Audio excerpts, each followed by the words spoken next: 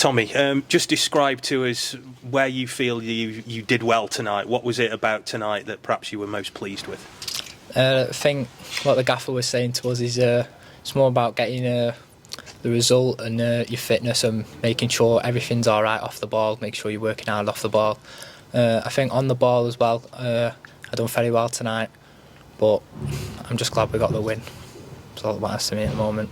What's your development been like since the start of this season? Because I don't think anybody expected you to start that opening game, and it might have been a surprise, but you've kind of taken to it. So what's this whole experience been like for you?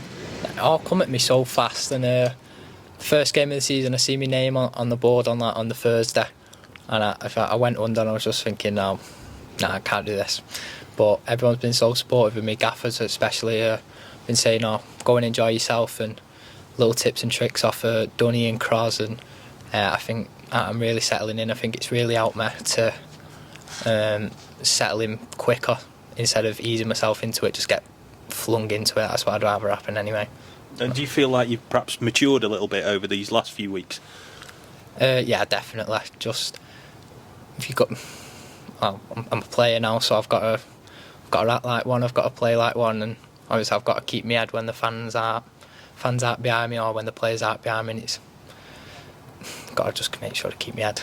In a game like the one you're in tonight, it was pretty physical at time. You're up against a lot of experienced players who won't care that you've only just come through this year. So what do you learn when you're in games that can be quite physical and quite sometimes rough for someone, in fairness to you, has been playing under 23s football and might not be used to it? You've just got to be smart. I'm the grown man, obviously I can't compete in some areas physically, but just the little nudges and the little yards of space that you can create, you just need to make sure you're really switched on and you're smart about your things. You just can't go in head first and try battle with everyone, because they will pit you off and they are stronger than me, and there's not really much I can do about it. You just got to be smarter than them. What's it like, though, when you do feel the crowd behind you and you're out there on that pitch? For someone who, again, with the greatest of respect, you might not be used to playing in front of crowds that are big and have expectation behind them as well. It's the best feeling, especially on my debut when I was walking off the pitch and all the fans were cheering my name and just supporting me. There's not a better feeling for me. I'm just waiting for my first goal to really, see what it's like and take it all in.